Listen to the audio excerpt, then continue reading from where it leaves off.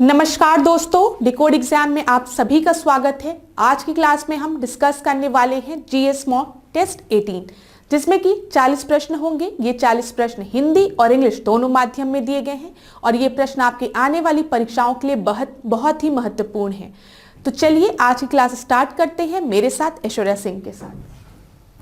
आज की क्लास को स्टार्ट करने के पहले मैं आपको थोड़ा सा इंफॉर्मेशन दे दूं फाउंडेशन कोर्स की, जो कि डिकोड एग्जाम आप लोगों के लिए लेकर आया है। इस फाउंडेशन कोर्स में एंटायर सिलेबस कवर किया गया है आरओ का थ्रू वीडियो लेक्चर्स। यहाँ पे आपको नोट्स प्रोवाइड की जाएगी पीडीएफ के फॉर्मेट में। आपको टेलीग्राम ग्रुप से ज्वाइन कराया जाएगा, जहां पर अगर आपको किसी भी तरीके का डाउट होता है आप पूछ सकते हैं। आपको टेस्ट सीरीज प्रोवाइड की जाएगी और अगर इस कोर्स से रिलेटेड कोई भी इंपॉर्टेंट इंफॉर्मेशन आपको चाहिए then you can WhatsApp on this number. यहाँ पे नंबर दिया गया है, आप इस नंबर पर व्हाट्सएप करके सारी इंफॉर्मेशन को अवेल कर सकते हैं। तो चलिए आज की क्लास का हम पहला प्रश्न देखते हैं। पहला प्रश्न जो है वो बहुत ही आसान है। इसको वीडियो पॉज करिए, प्रश्न को पढ़िए, उत्तर दीजिए, फिर देखिए कि आपका उत्तर सही है कि गलत। तो है, मोसाद किस देश की गुप्तचर संस्था है? Mossad is the intelligence organisation of which country? पहला आपको दिया गया है रूस, फिर इजराइल, पाकिस्तान, फिर जापान। तो मैं आपको बता दूं, मोसाद की बात हो रही है तो वो गुप्तचर संस्था है इजराइल की। जो बी है वो आपका करेक्ट आंसर है। एक बार हम व्याख्या में भी आंसर को चेक कर लेते हैं। आंसर क्या है? बी है। ठीक है, यहाँ पे कुछ और गुप्तचर संस्थाएं दी गई हैं और उसके सामने देशों के नाम दिए गए हैं। जहां पर आपको ईरान का याद रखना है, मैं इंपॉर्टेंट बता देती हूँ। ईरान का आप क्या याद रखेंगे? सावाक। ठीक है, फिर हम इराक की बात करते हैं तो यहाँ पे आप याद रखेंगे अल मुखबारात। ठीक है, ये दो जरूर याद करिएगा। इंडिया का आपको पता ही है, इंटेलिजेंस ब्यूरो और सीबीआई के बारे में आपको पता ही है। फिर यहाँ पे जापान का देख लो तो नाइचो याद रखोगे। यूएसए का अगर हम देखेंगे तो यहाँ पे सेंट्रल इंटेलिजेंस एजेंसी। बस क्लास इतना याद रखेंगे आप, तो पेपर में अगर प्रश्न यहाँ से बनेगा तो इन्हीं 4-5 से बनेगा। तो इसका स्क्रीनशॉट भी आप लोग ले लीजिए। क्लास एक चीज जरूर ध्यान रखिएगा, मैं हमेशा आपसे कहती हूँ कि आपका समय बचाने के लिए मैं फ्लो चार्ट में इंफॉर्मेशन पहले से ही लाती हूँ, ताकि लिखने में बोलने में समय बर्बाद ना हो। तो अब आपका क्या काम है, आपको इन सब का स्क्रीनशॉट ले लेके अपने पास एक फोल्डर बना के रखना है, ताकि जब पेपर आपका आने वाला हो तो आप उस फोल्डर को खोलिए, वहां पे आपने जितने भी स्क्रीनशॉट लिए हैं एक बार रिवाइज करते हुए चलिए। ठीक है, तो ये काम जरूर आप कर लिया करिए अपनी तरफ से। अब हम दूसरे प्रश्न को देखते हैं। दूसरा प्रश्न क्या है? भारत के प्रमुख परमाणु ऊर्जा संस्थान व उनकी स्थिति के संदर्भ में निम्नलिखित युग्मों पर विचार कीजिए। With reference to the India's major nuclear power institutes and their position, considered the following pairs। ठीक है, तो मतलब यहाँ पे कुछ आपको सेंटर्स दिए गए हैं, न्यूक्लियर इंस्टीट्यूट्स दिए गए हैं और बोला गया है कि सही है कि नहीं, ये आपको बताना है। एकदम सिंपल। उसमें पहला आपको दिया गया है भाभा एटॉमिक रिसर्च सेंटर और यहाँ पे आप इसके सामने दिया गया है हैदराबाद में है, ये आंध्र प्रदेश। दूसरा आपको दिया गया है Saha institute of nuclear physics, west Bengal. ठीक है, कोलकाता, वेस्ट बंगाल। और तीसरा आपको दिया गया है Indira Gandhi centre for atomic research. ठीक है, कलपक्का, तमिलनाडु। तो यहाँ पे करेक्ट बोला गया है क्लास, ध्यान दीजिएगा करेक्ट और इनकरेक्ट में। तो करेक्ट कौन कौन से हैं आपके? 2 और 3। ठीक है, हम बात करें भाभा एटॉमिक रिसर्च सेंटर, ये आपका हैदराबाद आंध्र प्रदेश में नहीं है, ये महाराष्ट्र में है। तो यहाँ पे सही उत्तर आपका क्या है? सी है, 2 और 3। ठीक है, सी इज द राइट आंसर। व्याख्या में भी देख लीजिए, आपको सही उत्तर सी दिया गया है। अब यहां पर क्लास कुछ और इंपॉर्टेंट इंस्टीट्यूट दिए गए हैं और कहां कहां पे वो लोकेटेड है वो दिया गया है। इस तरीके के प्रश्न आपके आरओ में, यूपी पीसीएस में, बीईओ में, सभी में पूछे जाते हैं। अगर आपने प्रीवियस ईयर के क्वेश्चंस देखे होंगे तो आप चीजों को रिलेट कर पा रहे होंगे। तो चलिए जल्दी से मैं आपको क्विक रिवीजन करा दूं और आप स्क्रीनशॉट ले लीजिएगा। जब भी हम भाभा एटॉमिक रिसर्च सेंटर की बात करते हैं तो मैंने अभी थोड़ी देर पहले आपको बताया ये महाराष्ट्र में है, मुंबई में।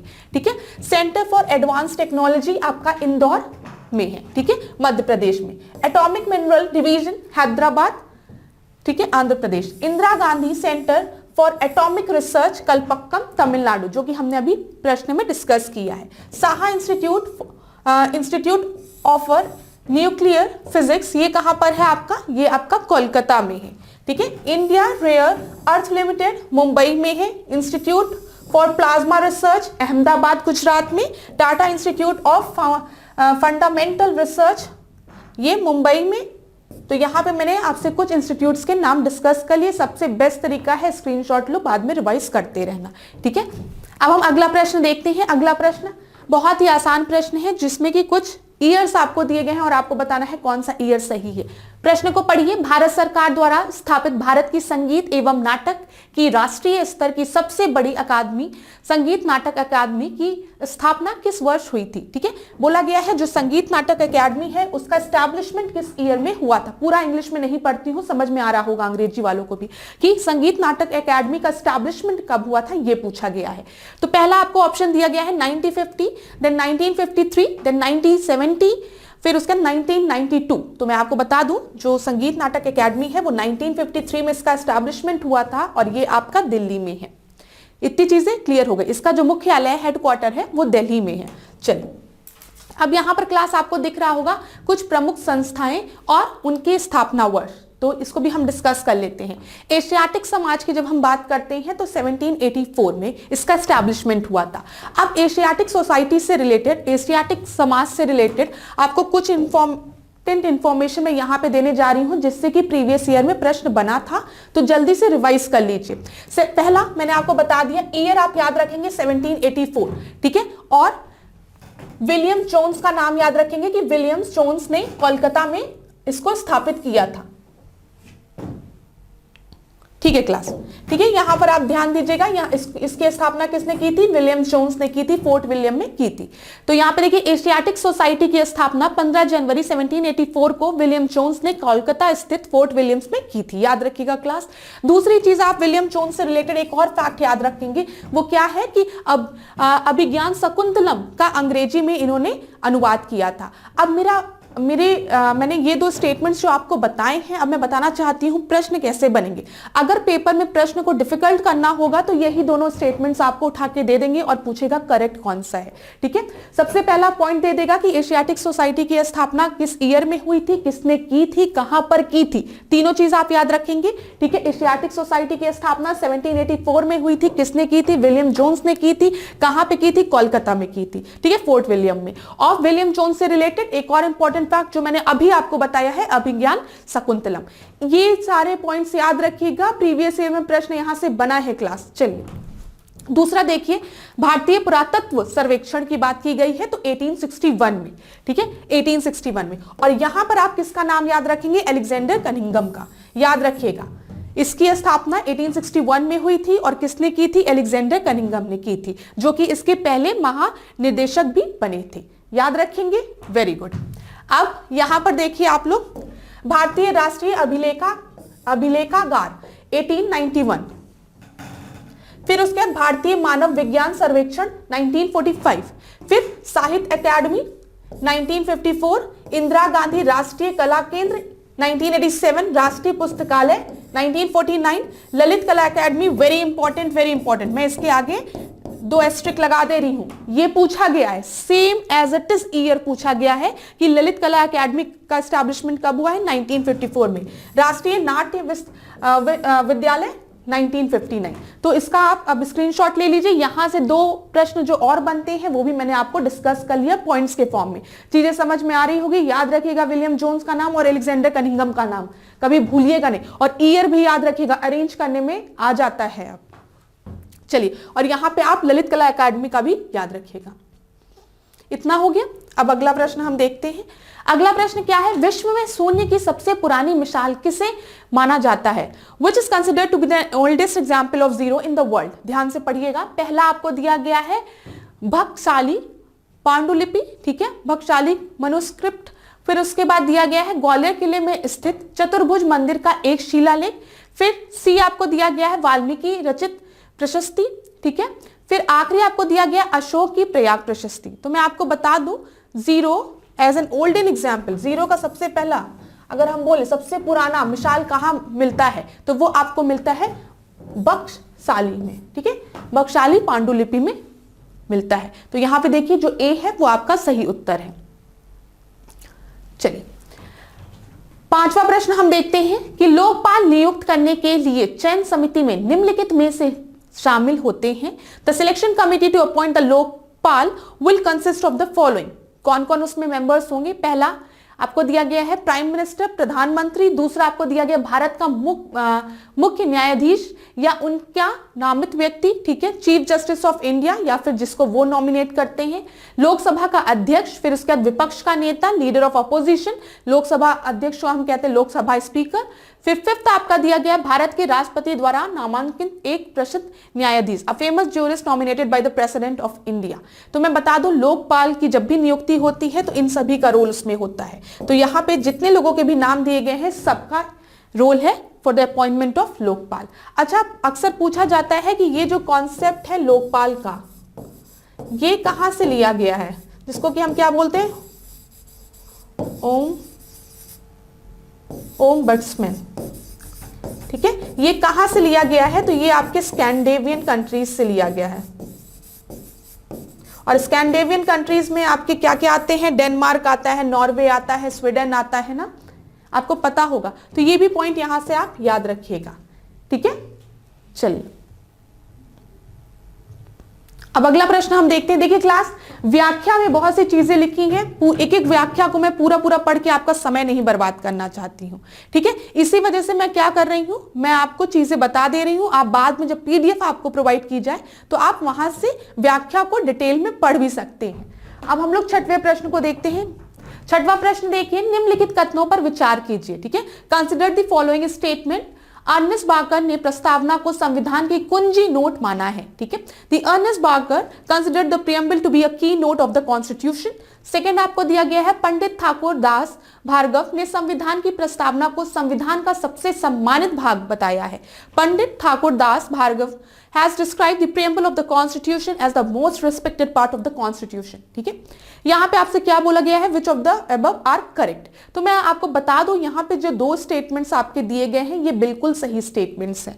तो यहां पे बी जो है वो आपका, sorry, both the statements are right, इसी वजह से सही आंसर क्या हो जाएगा, आपका सी हो जाएगा। तो यहां पे देख लीजिए, व्याख्या में आंसर क्या दिया गया है, सी दिया गया है, ठीक है। अब हम वेरीफाई भी करते हुए चलेंगे। यहां पे क्लास कुछ और स्टेटमेंट्स दिए गए हैं लोगों द्वारा, पर्सन्स द्वारा, उसको भी आप देख लीजिए, पेपर में प्रश्न बना है यहां से।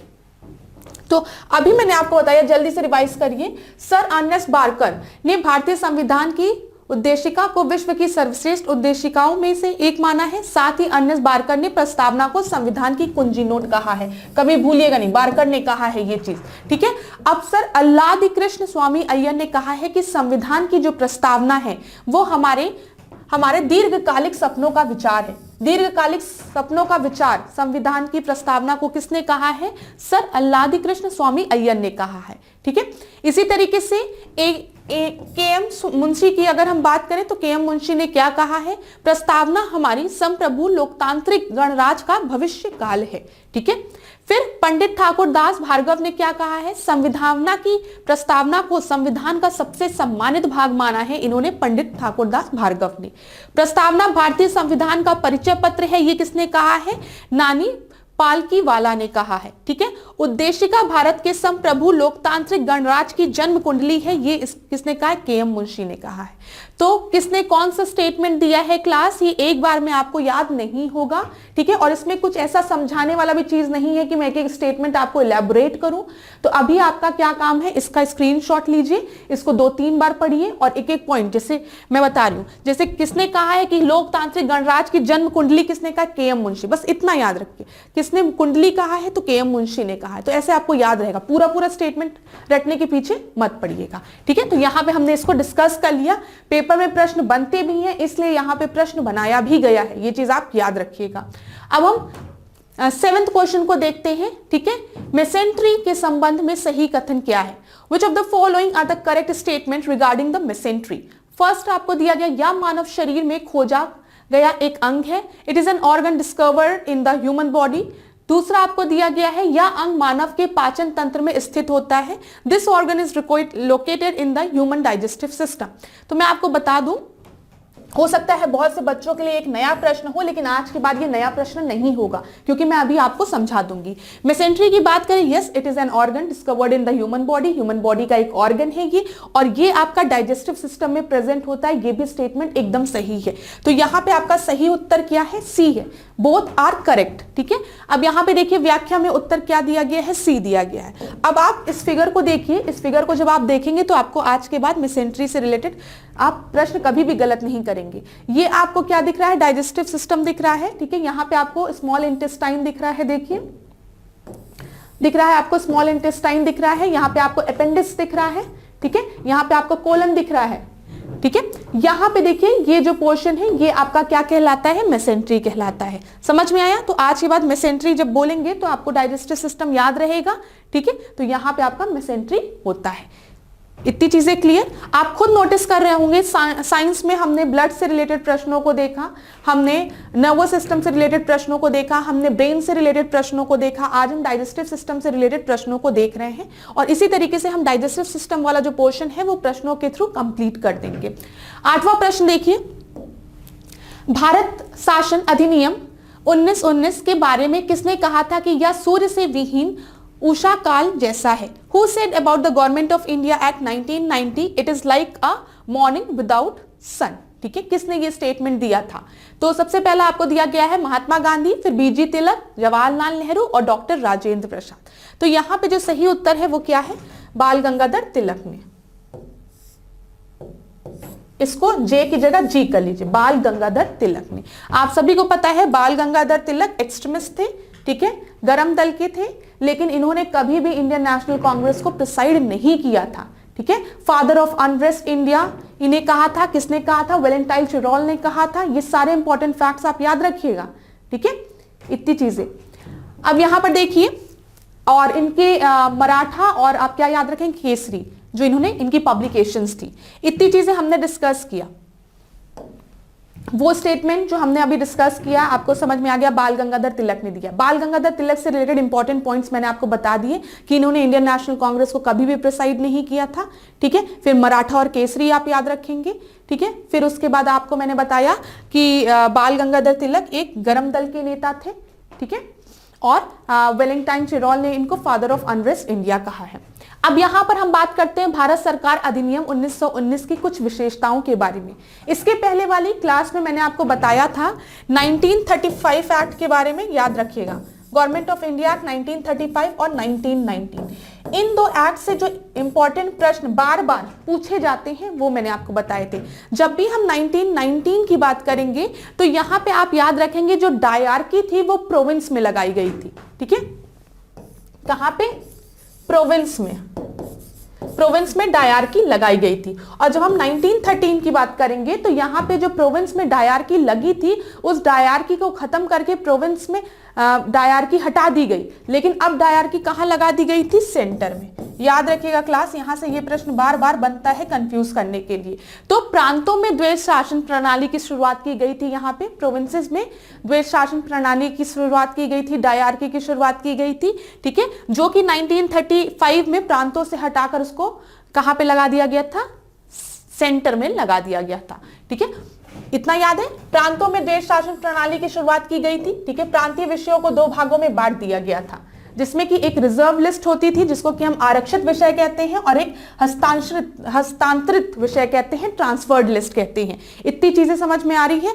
जब भी हम आरक्षित विषयों की बात करेंगे, हम रिजर्व लिस्ट की बात करेंगे, तो गवर्नर अपनी कार्यकारी परिषद की सलाह से तथा इस पे अपना वो देता था, और यहाँ पर जब हम हस्तांतरित विषयों पर भारतीय मंत्रियों की सलाह से कार्य होता था। ये चीज याद रखिएगा। यहाँ पर याद रखिएगा दो विषयों की बात की गई है, एक रिजर्व लिस्ट की, मैं इंग्लिश वालों के लिए भी इसीलिए बता दे रही हूँ और हिंदी वालों को भी कंफ्यूजन ना हो। हिंदी वालों के लिए यहाँ पर लिखा हुआ है आरक्षित विषय, जिसको कि हम रिजर्व लिस्ट कह रहे हैं। ठीक है, पर जो रिजर्व विषय होते थे, सब्जेक्ट्स होते थे, उस पर गवर्नर अपनी कार्यकारी परिषद की सलाह से तथा हस्तांतरित विषयों पर पर भारतीय मंत्रियों की सलाह से कार्य करता था। पता चल गया, ट्रांसफर्ड लिस्ट में वो भारतीय मंत्रियों की सलाह से काम करता था और यहाँ पर वो अपने खुद एग्जीक्यूटिव काउंसिल जो होती थी गवर्नर की, उनकी सलाह पे काम करता था। इतनी चीजें क्लियर हुई ना क्लास। यहाँ पे 1919 और 1935 वाला संबंध आपको समझ में आ गया। पेपर में पूछता है कंफ्यूज करने के लिए, यहाँ पे क्या करेगा 1919 कर देगा और कह देगा कि प्रोविंस में नहीं सेंटर में डायरकी लगाई गई थी। तो आप याद रखिएगा कि मैम ने बताया था कि नहीं 1935 से क्या किया गया था, सेंटर पे आपके डायरकी लगाई गई थी, उसके पहले आपके 1919 में प्रोविंस में थी। इतनी चीजें क्लियर हो गई। अब यहां पर एक दो चीजें और याद रख लीजिए, ये फोर्थ पॉइंट जो है, क्योंकि ये पहली बार हुआ था इस वजह से ये इंपॉर्टेंट है। याद रखिएगा 19 की बात हम कर रहे हैं। पहली बार महिलाओं को मत देने का अधिकार प्रदान किया गया था 1919 में, ठीक है, पहली बार। चलिए अब अगला हम देखते हैं, बहुत हो गया इतना ना। अब 9th देखते हैं हम। सूची 1 को सूची 2 के साथ सुमेलित कीजिए तथा दिए गए कूट की सहायता से सही उत्तर चुनिए। Match list 1 and list 2 and select the right answer. यहाँ पे आपको दिया गया है लंदन, ठीक है, सेंट लुइस, न्यूयॉर्क, शंघाई, और यहाँ पे नदियों के नाम दिए गए हैं। तो बहुत आराम से आप कर सकते हैं। जब भी हम लंदन की बात करते हैं तो हम किसकी बात करते हैं, हम थेम्स की बात करते हैं। ए का फोर्थ हो गया, ठीक है। उसके बाद जब हम न्यूयॉर्क की बात करते हैं तो हम हडसन की बात करते हैं। सी का सेकंड, मतलब डी आपका सही उत्तर होगा। लेकिन हम और देख लेते हैं, जब हम सेंट लुइस की बात करते हैं तो हम मिसिसिपी की बात करते हैं, जब हम शंघाई की बात करते हैं तो हम यांगत्से की बात करते हैं। तो यहाँ पर आपका डी जो है वो सही उत्तर है। क्लास देख लीजिए, वेरीफाई कर लीजिए, यहाँ पे D is the right answer. हमने व्याख्या में भी देख लिया। अब कुछ और इंपॉर्टेंट पॉइंट जहां से पेपर में आपके प्रश्न बन सकते हैं। पहला आपका दिया गया है बंदरगाहों के नाम तथा देश। जब हम शंघाई बंदरगाह की बात करते हैं, हम पोर्ट की बात करते हैं, ये कहां पर है, चीन में है, ठीक है। सिंगापुर बंदरगाह, ठीक है, चीन। शेनसेन चीन। हांगकांग बंदरगाह हांगकांग में, ठीक है। निगम्बो झोसान चीन, ठीक है। फिर उसके बाद आपका है पोर्ट ऑफ बुसान दक्षिण कोरिया। फिर क्वीन गदाओ बंदरगाह, ये आपका चीन में है। फिर गुआनाझो बंदरगाह चीन में। जेबल अली बंदरगाह संयुक्त अरब में। फिर उसके बाद तियानजिन बंदरगाह चाइना में। इतनी चीजें क्लियर है। तो इसको आप लोग देख लीजिएगा, इंपॉर्टेंट पोर्ट्स है, कहां पे इनकी लोकेशन है, ठीक है क्लास। थोड़ा सा ये जो टर्म्स है इसको पढ़ने में कभी कभी गलती हो जाती है, तो उस पर आप ध्यान मत दीजिएगा, बस आप इसको ध्यान से पढ़िएगा। इसका स्क्रीनशॉट ले लीजिए, प्रश्न बन सकते हैं यहां सर भी।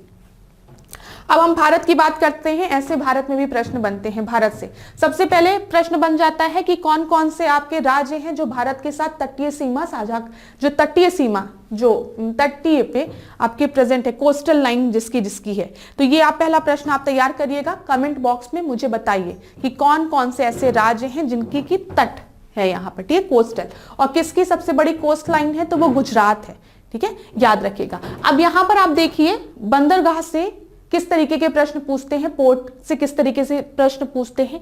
यहां पर कभी कभी पूछ लेता है कि नॉर्थ टू साउथ या साउथ टू नॉर्थ आप पोर्ट्स को अरेंज करिए, ठीक है। पहला प्रश्न ऐसे पूछता है। दूसरा आपसे पूछता है पेपर में प्रश्न कि कौन से पोर्ट ऐसे हैं जो कि आपके ईस्ट साइड में है, कौन से पोर्ट ऐसे हैं जो कि वेस्ट साइड में है, ठीक है, ये भी पूछता है। अब यहां पर हम देख लेते हैं कांडला बंदरगाह आपको दिख रहा होगा किधर की तरफ है, गुजरात की तरफ है, ठीक है। उसके बाद मुंबई आपको पता है, ठीक है। नाहवा शेवा जो बंदरगाह है ये भी आपको दिख रहा है कि महाराष्ट्र में है, ठीक है। मारमा गोवा बंदरगाह जो है वो आपका गोवा में है। मैं यहां से याद रखी हूँ मारमा गोवा, तो ये देखिए कहीं ना कहीं गोवा आ रहा है, तो वहां गोवा में है, ठीक है। न्यू मैंगलोर बंदरगाह कोची बंदरगाह, ठीक है। इधर आप आओगे तो इधर तूतीकोरिन बंदरगाह चेन्नई, ठीक है, एन्नौर, विशाखापट्टनम, पारादीप और कोलकाता बंदरगाह। तो याद रखिएगा क्लास इतनी चीजों को, यहां से प्रश्न बनता है, इसलिए मैंने आपको एक बार रिवाइज करा दिया। अब ये भी एक बहुत ही पेट क्वेश्चन है जो कि पेपर में हर साल नहीं तो एक साल के गैप में पूछ ही लेता है, ओशन करंट से रिलेटेड, ठीक है। ओशन करंट से रिलेटेड आपसे पूछ लेगा कौन कौन से हॉट करंट है, कौन कौन सी कोल्ड करंट है, पहला। फिर दूसरा प्रश्न आपका पूछ लेगा ये जो करंट है वो किस ओशन से बिलोंग करती है। तो यहां पर हम देखते हैं 10वें में बोला गया है निम्न में से कौन सही सुमेलित नहीं है, नॉट करेक्टली मैच्ड है, ठीक है। ओशियन करंट्स दिए गए हैं और ओशियंस के नाम दिए गए हैं। तो सबसे पहले आपको दिया गया हम्बोल्ट स्ट्रीम जो है वो पैसिफिक ओशन से बिलोंग करता है। दूसरा आपको दिया गया है कनारी धारा जो है वो हिंद महासागर से इंडियन ओशन ओशन से बिलोंग करता है। तीसरा आपको लेब्राडोर दिया गया है, अटलांटिक। फिर आपको दिया गया है अगुल हलास, ठीक है, ये कहां पर है आपका हिंद महासागर।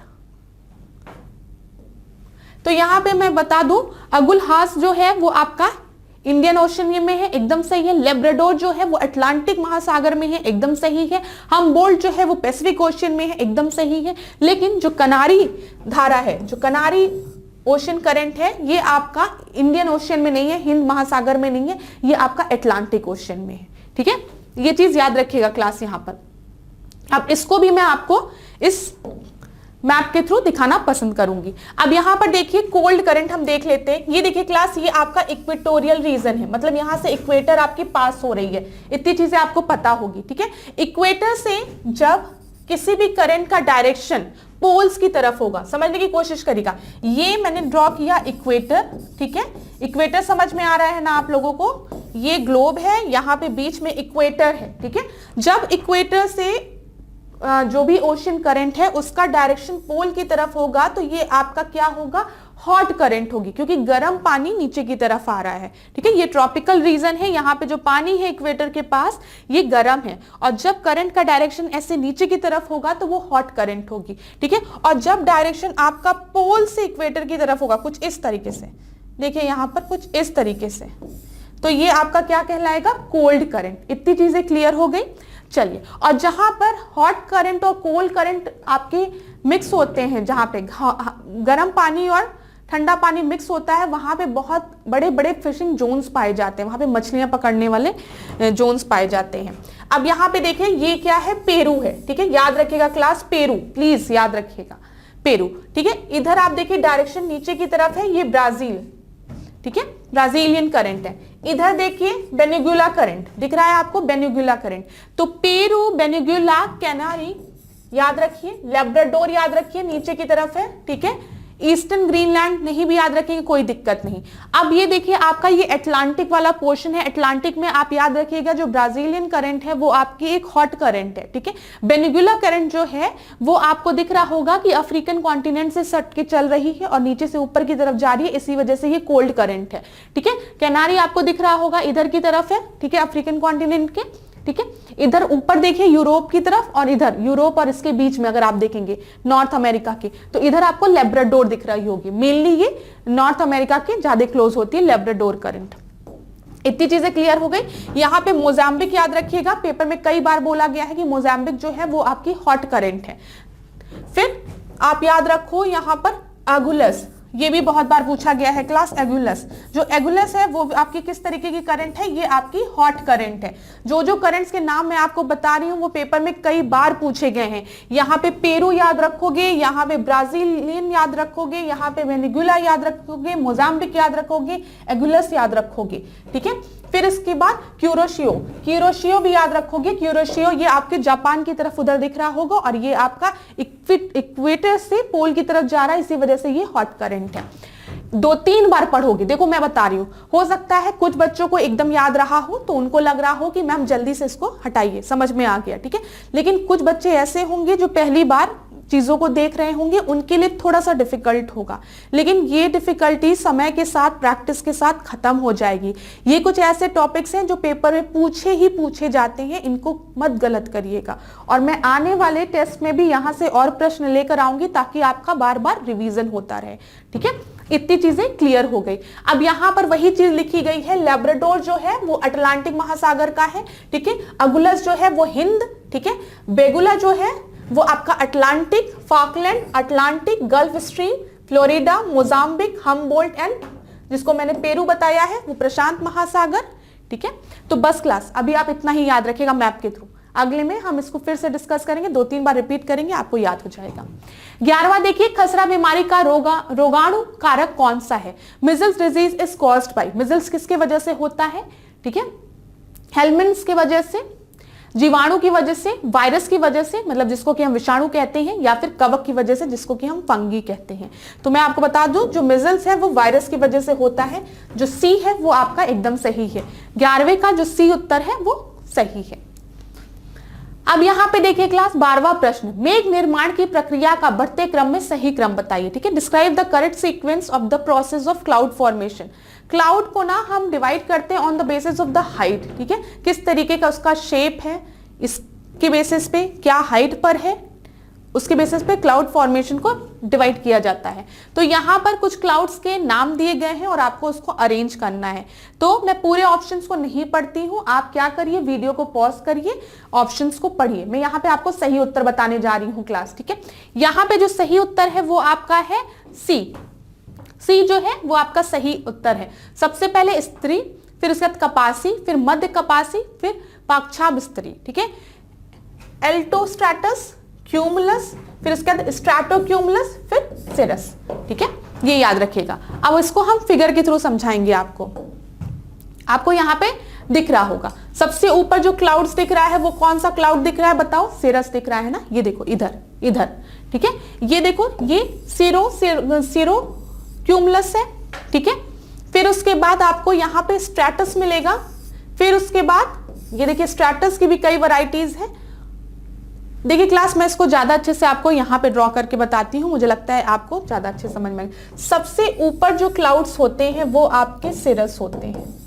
ठीक है, ये छोटे छोटे पार्टिकल से, यहीं पे देखिए यहाँ पर कुछ इस तरीके से छोटे छोटे पार्टिकल से, क्योंकि टेम्परेचर बहुत कम होता है तो ड्रॉपलेट्स जो होती हैं वो जमने लगती हैं, तो आइस पार्टिकल्स भी इसमें प्रेजेंट होते हैं। ठीक है, उसके बाद जो क्लाउड्स आते हैं उसको हम क्यूमुलस क्लाउड कहते हैं। याद करो बचपन में जब हम लोग सीनरी बनाते थे तो उसमें कुछ इस तरीके के क्लाउड्स बनाते थे ना, कुछ इस तरीके के, तो ये आपके मेनली क्यूमुलस क्लाउड्स होते हैं, इस तरीके वाले। तो वो थोड़ा सा कम उसमें, देखिए यहाँ पे बना भी है क्यूमुलस क्लाउड, और यहाँ पे आपको दिख रहा होगा कई क्यूमुलस क्लाउड एक साथ आ गए हैं, क्यूमुलस निम्बस बना दिया है, जिसकी की वजह से बारिश होने की संभावना बढ़ गई है। ठीक है, इसके बाद स्ट्रैटस क्लाउड्स आते हैं। स्ट्रैटस क्लाउड्स लेयर के फॉर्म में होते हैं। ठीक है, लेयर्स के फॉर्म में होते हैं। यहाँ पर आपको दिखेगा 1 लेयर, 2 लेयर, 3 लेयर। ठीक है, तो ये आपके स्ट्रैटस होते हैं। और यहीं पर आपके निम्बस क्लाउड भी होते हैं। निम्बस क्लाउड जो होते हैं ना वो जमीन के बहुत पास होते हैं। स्ट्रैटस क्लाउड भी आपके जमीन के बहुत पास होते हैं, लेकिन निम्बस क्लाउड उससे भी पास होते हैं, और ये थोड़े डार्क कलर के भी होते हैं, जिसके वजह से ये सनलाइट्स के लिए ओपेक का काम करते हैं, सनलाइट्स को पेनिट्रेट नहीं करने देते हैं। समझ में आ गया क्लास? बस आप इतना याद रखोगे, सबसे ऊपर ना सर्रस क्लाउड्स होते हैं। ठीक है, जो कि आपके मतलब ऊपर होते हैं, तो वहां पे जो ड्रॉपलेट्स होती हैं जमी हुई रहती है, टेम्परेचर बहुत कम रहता है। समझ में आ रहा होगा। उसके बाद आप क्यूमुलस क्लाउड याद रखोगे, जो मैंने बताया हम लोग बचपन में सीनरी में ड्रॉ करते थे ऐसे से, और जब कई क्यूमुलस क्लाउड एक साथ आ जाते हैं तो वो आपका क्यूमुलस निम्बस बनाते हैं इस तरीके से। इसमें ना बारिश होने की बहुत संभावना हो जाती है, ये चीज आप याद रखिएगा। फिर यहाँ पे स्ट्रेटस क्लाउड्स जो होते हैं वो लेयर के फॉर्म में होते हैं, लेकिन जमीन से ज्यादा दूर नहीं होते हैं, समझ में आ रहा है, पास ही होते हैं। फिर उसके बाद आपका निम्बस क्लाउड जो होते हैं, मैंने आपको बताया, यहाँ पर भी आप देख सकते हैं निम्बस क्लाउड आपके डार्क कलर के होते हैं, जमीन के पास होते हैं। ठीक है, जिसकी वजह से ये ओपेक की तरीके का काम करते हैं, सनरेज को पेनिट्रेट करने नहीं देते हैं। इतनी चीजें क्लियर हो गई होगी, अब इससे ज्यादा यहाँ पे एक्सप्लेन करना उचित नहीं रहेगा। तो यहाँ पे आपको मैंने सही उत्तर क्या बताया था, एक बार आप लोग देख लीजिए। सी जो है वो आपका सही उत्तर है। अगला प्रश्न अब हम देखते हैं।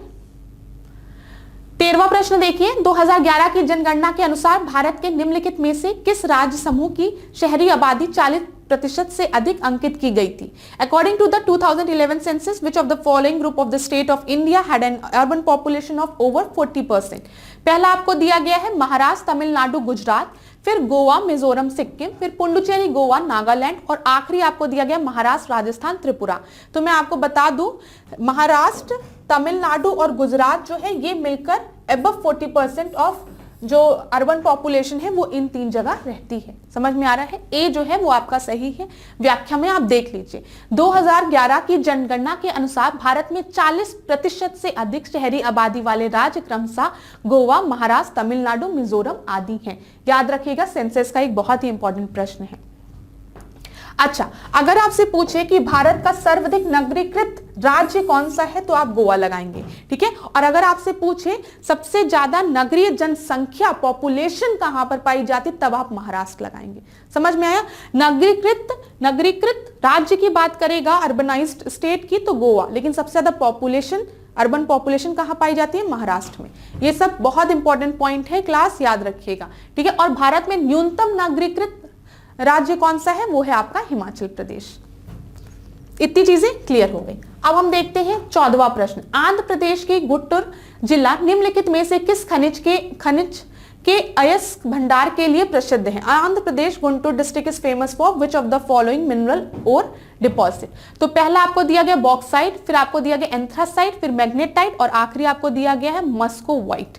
तो मैं आपको यहाँ पे बता दूं, यहाँ पे आपका सही उत्तर सी है। मैग्नेटाइट के लिए आपका आंध्र प्रदेश का गुंटूर डिस्ट्रिक्ट जो है वो फेमस है। आंसर देख लीजिए, सी आपका सही उत्तर है। अब यहाँ से आप ही लोगों का डिमांड था ना, आप में से किसी बच्चे का डिमांड था कि मैम मिनरल से रिलेटेड प्रश्नों को लेकर आइए, तो आज हम मिनरल से रिलेटेड प्रश्नों को लेकर आए हैं। ठीक है, यहाँ पे हम क्या डिस्कस करने जा रहे हैं, देखिए कुछ प्लेसेस के नाम डिस्कस करने जा रहे हैं जो कि पेपर में बहुत ही इंपॉर्टेंट है, तो इसको एक बार समझने की कोशिश करिएगा। सबसे पहले हम डिस्कस कर लेते हैं आयरन के ओर्स के बारे में। ठीक है, आयरन्स के ओर जो हैं, जब हम लोह की बात करते हैं, आयरन्स की बात करते हैं, इसके जो अयस्क हैं, जो ओर्स हैं, वो आपके कुछ इस तरीके से हैं। ठीक है, जब हम मैग्नेटाइट की बात करते हैं क्लास, तो इसमें 70% आयरन प्रेजेंट होता है। जब हम हेमेटाइट की बात करते हैं तो इसमें 50 to 60%। फिर लिमोनाइट की जब हम बात करते हैं तो 35 to 40%। और हम जब सिडेराइट की बात हम करते हैं तो इसमें आपका 20 to 30%।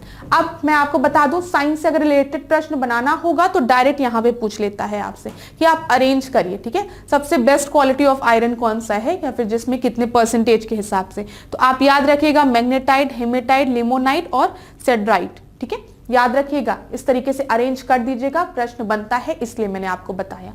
चलिए अब हम भारत के कंटेक्स्ट में बात करते हैं। जब हम मैग्नेटाइट की बात करते हैं, जिसको कि काला अयस्क भी कहते हैं, ये कहाँ कहाँ पाया जाता है। सबसे पहले इसमें 70% जो होता है वो लगभग धातु का अंश होता है। ठीक है, 70% प्रेजेंट होता है। और भारत में दक्षिण पूर्वी एरिया में, सिंहभूम में, कर्नाटका, कुद्रेमुख, तमिलनाडु, सलेम तथा आंध्र प्रदेश में मुख्य रूप से पाया जाता है। तो पेपर में अक्सर आपसे प्रश्न पूछ लेता है कि सलेम कहां पर है, तो आप याद रखेंगे कहां पर है, तमिलनाडु में। आपसे पूछ लेगा कुद्रेमुख कहां है, तो आप याद रखेंगे ये आपका कर्नाटका में है। क्लास, अगर आपने प्रीवियस ईयर के प्रश्न पढ़े होंगे, मैं सच बता रही हूं, अगर आपने पास्ट ईयर्स के क्वेश्चंस को देखा होगा तो आपको समझ में आ रहा होगा कि ऐश्वर्या मैम किस चीज पे एम्फेसिस देना चाह रही हैं, और यहां से प्रश्न बनता है, इसीलिए मैं बार बार आपको हाईलाइट कर रही हूं चीजें। ठीक है, मैं लिखने पे यकीन नहीं रख रही हूं क्योंकि सब चीजें लिखी हुई है, लेकिन यहाँ पे देखिए कर्नाटका, कुद्रेमुख याद रखेंगे, तमिलनाडु, सलेम, डायरेक्ट यहां से प्रश्न पूछ लेगा आपका। ठीक है, ऐसे ही हेमेटाइट की जब हम बात करते हैं तो ये आपका झारखंड, उड़ीसा, ठीक है, महाराष्ट्र, कर्नाटका, गोवा में पाया जाता है। अब यहाँ पे उड़ीसा के कुछ इंपॉर्टेंट प्लेसेस देख लीजिए, मयूरभंज, ठीक है, कोइझर, सुंदरगढ़, याद रखिएगा इतना। चलिए अगला हम देखते हैं लिमोनाइट। लिमोनाइट की अगर हम बात करें तो ये पश्चिम बंगाल के रानीगंज, डायरेक्ट प्रश्न पूछेगा रानीगंज कहाँ है, पश्चिम बंगाल में। ठीक है, मयूरभंज कहाँ है आपको बताना होगा, तो लोकेशन से डायरेक्ट प्रश्न बनता है, इसलिए मैं बार बार कह रही हूँ। और कहाँ कहाँ पाया जाता है, उत्तर प्रदेश में भी आपको लिमोनाइट पाए जाते हैं। ठीक है, आपके उत्तराखंड रीजन में, उत्तर प्रदेश में मिर्जापुर रीजन में आपके पाए जाते हैं, हिमाचल प्रदेश में भी पाया जाता है। हिमाचल प्रदेश की कांगड़ा घाटी में इसका भंडार मिलता है। अब ऐसे ही हम सिडराइट की बात करते हैं तो ये आपका थोड़ा भूरे रंग का होता है। इसमें जो आयरन का जो परसेंटेज होता है वो मैंने अभी आपको बताया है 20 to 30% होता है। ये आपके उत्तराखंड, उत्तर प्रदेश, हिमाचल प्रदेश वाले रीजन में मिलते हैं। इतनी चीजें क्लियर हुई क्लास। यहाँ पे जितने भी पॉइंट्स मैंने हाईलाइट किए हैं, कर्नाटका, कुद्रेमुख, ठीक है, तमिलनाडु, सलेम, उड़ीसा, मयूरभंज, ये सब याद रखिएगा, पूछा जाता है पेपर में। अब हम अगला देखते हैं 15वां प्रश्न। सूची 1 को सूची 2 से सुमेलित कीजिए और नीचे दिए गए कूट में को सही लगाइए। ठीक है, तो डिवाइस का नाम दिया गया है, वहां पे मेजरमेंट दिया गया है कि इनका मेजरमेंट कहाँ होता है। तो हम देख लेते हैं इसको। सबसे पहले अगर हम पीडोमीटर की बात करें तो पीडोमीटर आपका डिस्टेंस मेजर करने के लिए यूज होता है। ठीक है, पीडोमीटर डिस्टेंस, तो बी का 4th 2 जगह आपका दिया गया है। ठीक है, अगर हम स्लिंग साइक्रोमीटर की बात करें तो स्लिंग साइक्रोमीटर आपका रिलेटिव ह्यूमिडिटी मेजर करने के लिए यूज होता है, ए का 3rd हो गया। ठीक है, स्पेक्ट्रोमीटर की बात करें तो ये स्पेक्ट्रम से रिलेटेड है, कुछ समझ में आ रहा होगा, स्पेक्ट्रोमीटर, स्पेक्ट्रम। ठीक है, तो ये किस चीज के लिए मेजर आएगा, रेडिएशन एनर्जी के लिए। ठीक है, जो रेज है उनकी वेवलेंथ, स्पेक्ट्रम को मेजर करने के लिए, फ्रीक्वेंसी को मेजर करने के लिए स्पेक्ट्रोमीटर।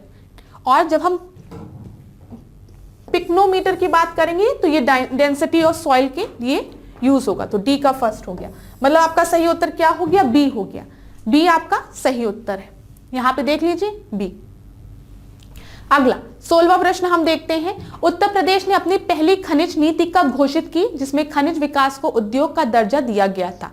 ठीक है, when did Uttar Pradesh announce it's first mineral policy in which the mineral development was given industry status? तो यहाँ पे आपका सही उत्तर क्या है, यहाँ पे आपका सही उत्तर है दिसंबर 2000 में।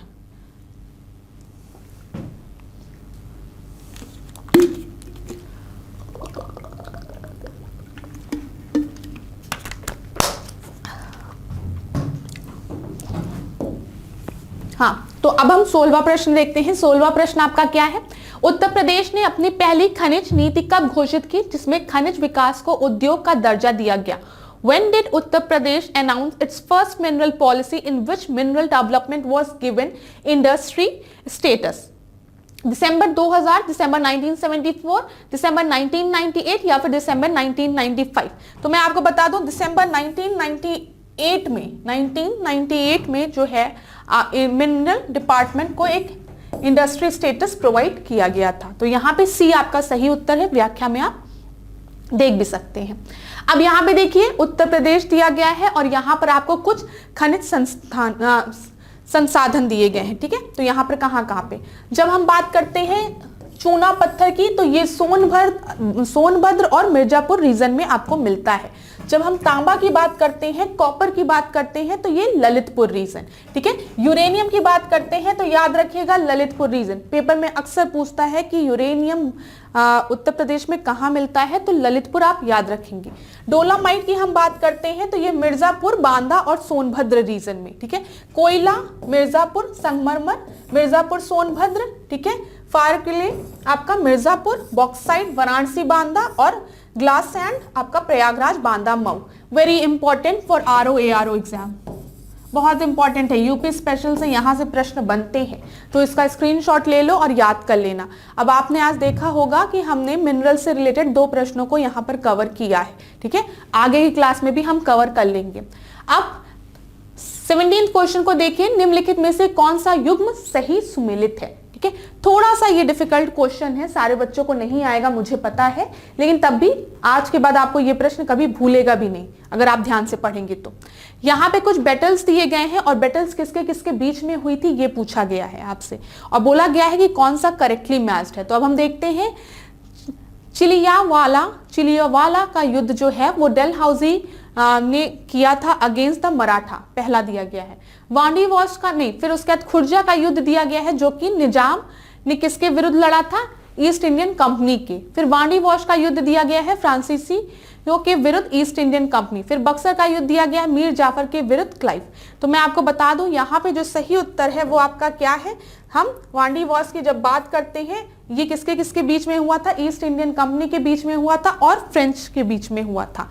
यहाँ पे देख लीजिए, दूसरा सी आपका सही उत्तर था। अब यहाँ पे देखिए चिलियावाला का युद्ध जो था वो 1894 में लड़ा गया, और किसके किसके बीच में लड़ा गया मैं आपको याद करा दूं, अंग्रेजों के बीच में और सिखों के बीच में। याद रखिएगा क्लास, ठीक है। चिलियावाला का युद्ध कब याद रखेंगे? 1849, किसके किसके बीच में? अंग्रेजों और आपके सिखों के बीच में। खुर्जा का युद्ध जब हुआ है तो वो 1765 में हुआ, और ये किसके किसके बीच में हुआ है? निजाम और मराठों के बीच में।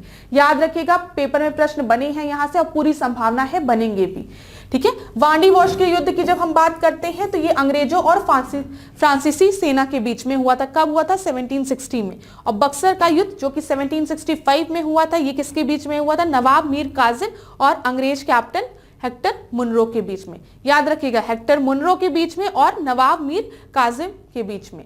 अच्छा, ये बक्सर का युद्ध एक बहुत निर्णायक युद्ध माना जाता है ना, क्यों? क्योंकि इसके बाद इलाहाबाद ट्रीटी भी साइन हुई थी। इतनी चीजें क्लियर हो गई होगी आपको। यहीं पे प्लासी का युद्ध भी याद रख लीजिएगा, 1757। इतनी चीजें क्लास एक जगह नोट डाउन कर लीजिए, पेपर में प्रश्न बनते हैं यहां से। चलिए 18वां प्रश्न देखिए, चाहनुदाड़ो से निम्नलिखित में से कौन सी संस्कृति या संस्कृतियों के अवशेष प्राप्त होते हैं? ठीक है, चाहनुदाड़ो से कहां के रिमेन्स आपके मिलते हैं? देखिए, which which of the following culture or remains culture have been obtain from the Chanhudaro. पहला आपका दिया गया प्री हड़प्पन सिविलाइजेशन के, फिर झूकर सिविलाइजेशन के, झूकर संस्कृति के, फिर उसके बाद झांगर संस्कृति के। ये संस्कृति है, सिविलाइजेशन नहीं है, याद रखिएगा। और आखिरी आपको दिया गया है ऑल ऑफ द एबव। तो मैं बता दूं चाहनुदाड़ो से सभी के अवशेष मिलते हैं, एविडेंसेस मिलते हैं। इतनी चीजें क्लियर हुई आपकी। चलिए अगला हम देखते हैं, यहाँ पे व्याख्या दी गई है, आप आंसर देख लीजिए। आंसर क्या था? डी था, सही था। अब यहाँ पे हम 19 क्वेश्चन को देखते हैं। निम्नलिखित युग्मों में से कौन से सही सुमेलित हैं? ठीक है, यहाँ पे कुछ पर्सनालिटी दिए गए हैं और उनकी विशेषताएं दी गई हैं, तो इसको आप ध्यान से पढ़िए। बहुत ही आसान प्रश्न है ये। मीराबाई गीत गोविंद पर टीका लिखा था, मीराबाई ने बोला गया है। फिर सूरदास दिया गया है, अकबर के समकालीन थे। कबीर दिया गया है, अवधी भाषा में रामचरितमानस लिखी थी। ये एक बहुत ही आसान प्रश्न है जो बच्चों ने सही भी किया होगा, मैं आपको बता दूं। यहाँ पे आपको पता है कि रामचरितमानस जो है वो किसने लिखी है? वो आपके तुलसीदास ने लिखी है, ना कि कबीर ने लिखी है। ठीक है, तो यहाँ पे थर्ड तो आपका गलत होगा। जैसे आप थर्ड को एलिमिनेट करेंगे आप सही उत्तर पा जाएंगे 1 और 2, जो कि ए है आपका। मीराबाई ने कमेंट्री लिखी थी, टीका लिखा था गीत गोविंद में। ठीक है, सूरदास जो थे वो अकबर के कंटेम्पररी थे, एकदम सही। तो ए जो है वो आपका एकदम सही उत्तर है। यहाँ पे देखिए मीराबाई जो है, आपको सभी को पता है, ये कृष्ण भक्ति से है। ठीक है, इन्होंने ब्रज भाषा में कई चीजें लिखी थी और इन्होंने गीत गोविंद पर टीका भी लिखा था। सूरदास की जब हम बात करते हैं तो ये किसके शिष्य थे? वल्लभाचार्य के शिष्य थे। ठीक है, इन्होंने पुष्टि मार्ग का जहाज कहा जाता है। पुष्टि मार्ग का जहाज किसे कहा जाता है? ये एक इंपॉर्टेंट चीज है। अब मुझे यहाँ पर दिख गई तो मैं आपको बता दे रही हूँ, नहीं तो मेरे माइंड में नहीं थी आपको बताना ये चीज। ये भी बहुत बड़ी रियलिटी है। ये वल्लभाचार्य के शिष्य थे और इन्हें पुष्टि मार्ग का जहाज कहा जाता है। तो हो सकता है कभी पेपर में पूछ ले पुष्टि मार्ग का जहाज किसे कहा जाता है, तो सूरदास याद रखिएगा। और अभी मैंने आपको थोड़ी देर पहले बताया है ये किसके कंटेम्प्रेरी थे? अकबर के कंटेम्प्रेरी थे। और इनकी जो रचनाएं हैं वो सुरसागर है, ठीक है, सुरसावली है और साहित्य लहरी है, याद रखिएगा। सुरसारावली और आपकी कौन सी रचना है? आपकी साहित्य लहरी।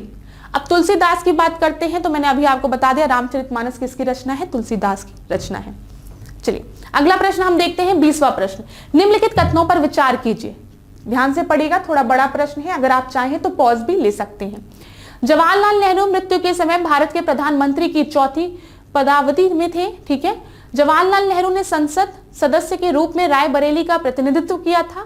फिर आखिरी है आपका, भारत के प्रथम गैर कांग्रेसी प्रधानमंत्री वर्ष 1977 में पद पर नियुक्त हुए। ठीक है, Jawaharlal Nehru was the 4th term prime minister of India at the time of his death. Jawaharlal Nehru represented Raebareli as a member of the parliament.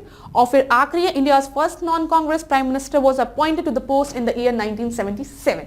ठीक है, जल्दी जल्दी मैंने पढ़ दिया। जिसको भी दिक्कत हुई, नहीं समझ में आया, वीडियो को पॉज करके प्लीज थोड़ा कष्ट ले लीजिए और पढ़ लीजिए, दुखी मत होइएगा। तो मैं आपको बता दूं यहाँ पर आपका सही उत्तर क्या होगा। यहाँ पे सही उत्तर है आपका डी, 1 और 3। ठीक है, ये दोनों आपका सही है। जवाहरलाल नेहरू ने रायबरेली को नहीं रिप्रेजेंट किया था, ये आपके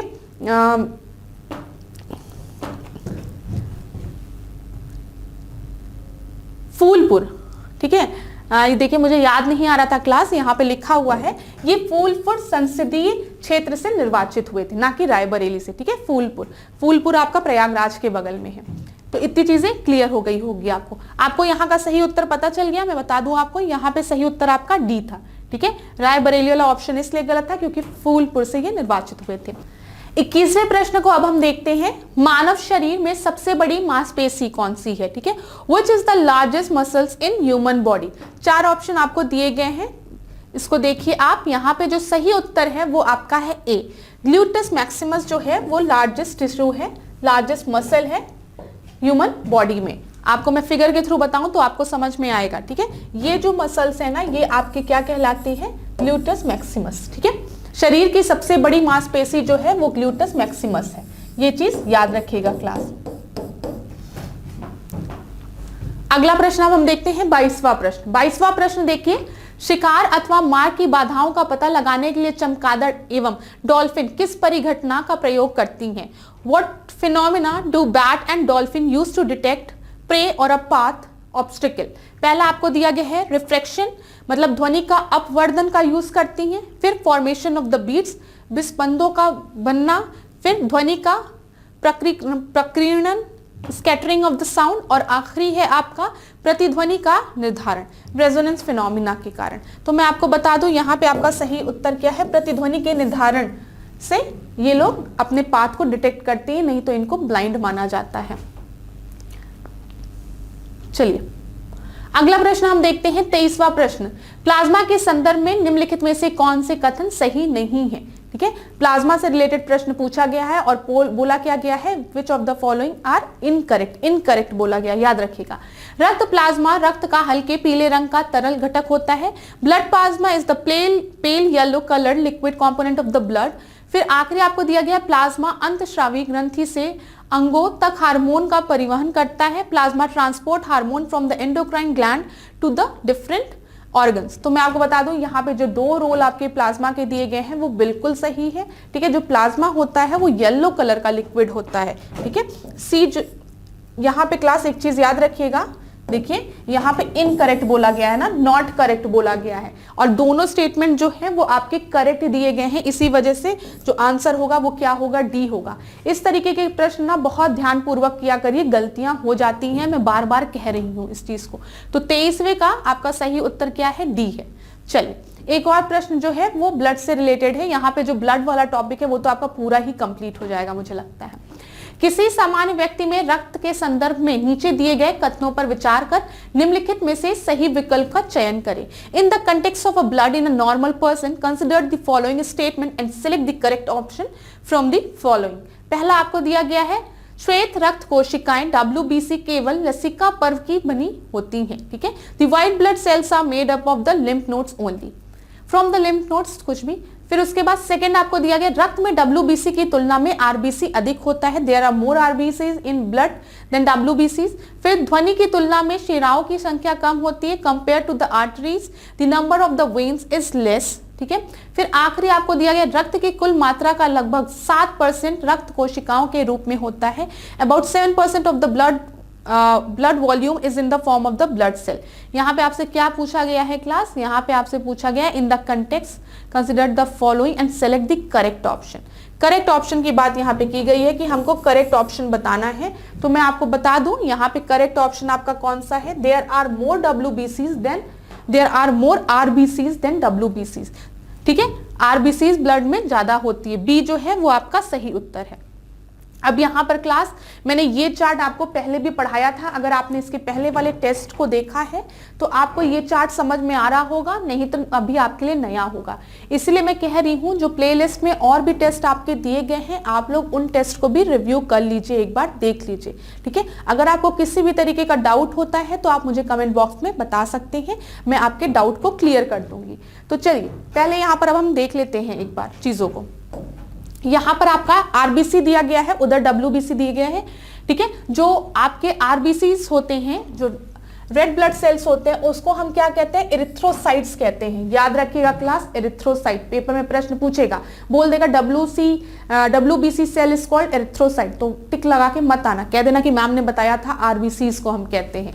ठीक है, जब हम WBC की बात करते हैं व्हाइट ब्लड सेल की, तो हम उसको क्या कहते हैं, ल्यूकोसाइट्स। ठीक है, फिर WBC में आपके बाइकॉन्केव डिस्क शेप का ये होता है। ठीक है, बाइकॉन्केव होता है ये जो आपके RBCs होते हैं, याद रखिएगा RBCs आपके बाइकॉन्केव डिस्क शेप के होते हैं।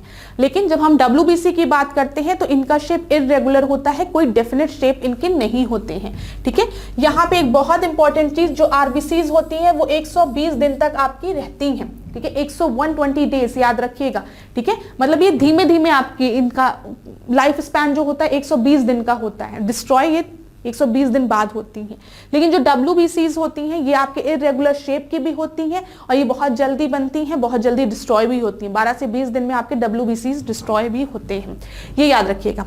एक बहुत ही इंपॉर्टेंट चीज, जो RBCs होती है ना, मैच्योरिटी फेज में इनके में न्यूक्लियस नहीं होता है। पेपर में प्रश्न को डिफिकल्ट करना होगा तो इन्हीं में से स्टेटमेंट्स दे देगा और डिफिकल्ट बना देगा, इसीलिए मैं बार बार बता रही हूँ। लेकिन जब भी हम WBCs की बात करेंगे इसमें न्यूक्लियस होता है। ठीक है, मैच्योरिटी फेज में RBCs में न्यूक्लियस नहीं होता है, एक्सेप्शन आपका कैमल है। ठीक है, ऊंट। फिर इसमें जो आरबीसीज होती हैं वो रेड कलर की क्यों होती हैं? Due to the presence of haemoglobin. Haemoglobin के प्रेजेंस के कारण ये आपके रेड अपीयर होती हैं। आपको पता है डब्ल्यूबीसी है, व्हाइट है, कलरलेस होता है, ठीक है, कोई पिगमेंट इसमें नहीं होती है। डब्ल्यूबीसीज जो होती हैं वो बोन मैरो में आपके प्रेजेंट होती हैं, लेकिन जो आरबीसीज होती हैं वो बोन मैरो में, लिम्फ में, स्प्लीन में प्रेजेंट होती है। अगर आपने प्रश्न को ढंग से पढ़ा होगा तो प्रश्न का जो पहला स्टेटमेंट दिया था वो यही दिया था कि जो डब्ल्यूबीसीज जो होती हैं वो आपकी खाली लिम्फ्स में प्रोड्यूस होती हैं। तो आज के बाद याद रखिएगा, नहीं, वो बोन मैरो में भी प्रोड्यूस होती हैं डब्ल्यूबीसीज, ठीक है, लिम्फ्स में भी और स्प्लीन में भी, लेकिन जो आरबीसीज होती हैं वो खाली बोन मैरो में प्रेजेंट होती है। उसमें रेड कलर क्यों होता है? हीमोग्लोबिन के पिगमेंट की वजह से। अब यहां पर the component of red blood cells are haemoglobin, मैंने आपको पहले ही बता दिया। अच्छा, डब्ल्यूबीसीज में ना एंटीबॉडीज होती हैं, ठीक है, एंटीबॉडीज, ये याद रखिएगा। और जो आपके आरबीसीज होती हैं वो 36 to 50% of the human blood इससे बना रहता है। इसमें खाली 1% होता है, ठीक है, 1%, और इसमें आपका 36 to 500। आपको भी मैंने थोड़ी देर बाद पहले बताया भी है कि जो डब्ल्यूबीसीज होती हैं वो आरबीसीज के कंपैरिजन में कम होती हैं। आपके क्वेश्चन में दिया गया था कि RBCs are more as compare to the डब्ल्यूबीसीज, ठीक है।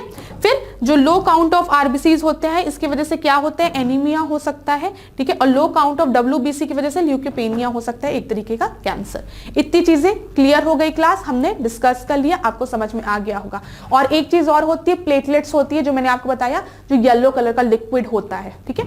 इतनी चीजें क्लियर। चलिए 25वां देखिए, 25वां क्या है आपका? जीव मंडल आरक्षित क्षेत्रों जीव मंडल आरक्षित क्षेत्रों की पहली परियोजना कौन सी थी? Which is the first project of biosphere reserve? पहला आपको दिया गया सुंदरबन बायोस्फीयर रिजर्व, फिर नीलगिरी बायोस्फीयर रिजर्व, फिर नंदा देवी, फिर आखिरी आपको दिया गया गल्फ ऑफ मन्नार। तो मैं आपको बता दूं, सबसे पहला बायोस्फीयर रिजर्व आपका कौन सा है? नीलगिरी है। यहां पे टिक लगाइए, बी जो है वो आपका एकदम सही उत्तर है, बी। अब यहां पे देख लीजिए कुछ बायोस्फीयर रिजर्व।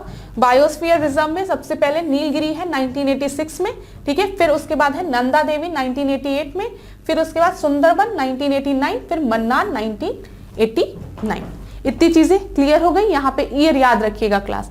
अच्छा, हाँ, ये देखिए यहाँ पर, अब ये एक बहुत ही इंपॉर्टेंट स्लाइड है जो कि मैं थोड़ा सा जल्दी आपको बताऊंगी, लेकिन आप क्या करोगे? स्क्रीनशॉट लोगे और इसको 2-3 बार, 5-6 बार, 7-8 बार, जितनी बार भी जरूरत होगी आप इसको पढ़ोगे, ठीक है।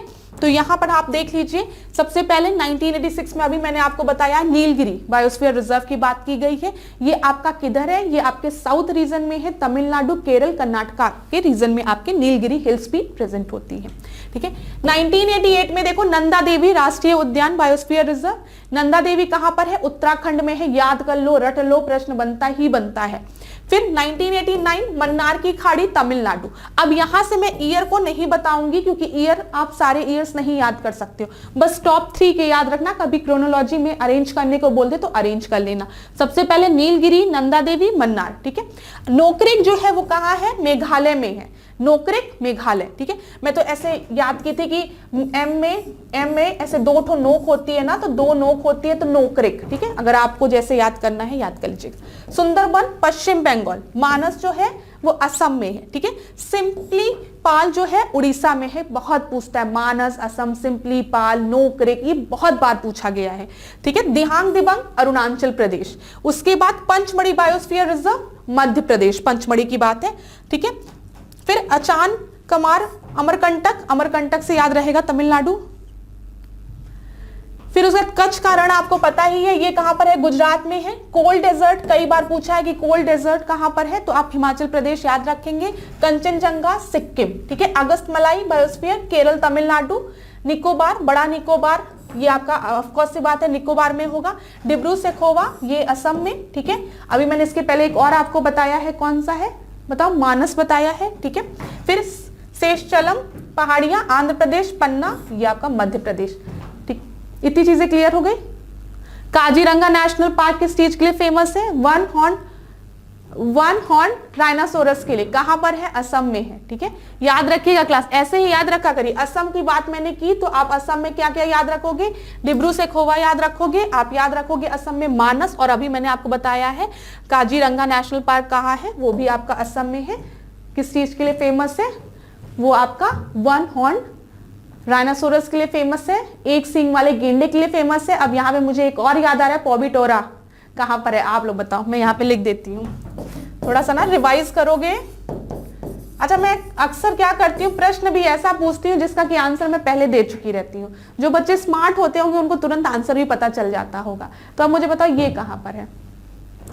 अब 26वां प्रश्न देखिए, भारत में एक नया राज्य सृजित करने वाले विधेयक को पारित करना अनिवार्य है, ठीक है। Is it mandatory to pass a bill creating a new state in India? Class यहाँ पे प्रश्न को थोड़ा सा सही कर लीजिएगा। आप ऐसे मानिएगा कि जब भी भारत में कोई नया राज्य आपका सृजित होता है, बनता है, फॉर्म होता है, तो उसके लिए क्या चाहिए रहता है, ठीक है। क्या उसको सिंपल मेजोरिटी से पार्लियामेंट में पास करवाना होता है, उसके बाद रेक्टिफिकेशन की जरूरत होती है 2/3 स्टेट्स की, संसद में साधारण बहुमत तथा कम से कम 2/3 राज्यों के अनुसमर्थन द्वारा उसको पास कराना जरूरी होता है, या फिर bye simple majority in parliament, संसद में साधारण बहुमत द्वारा।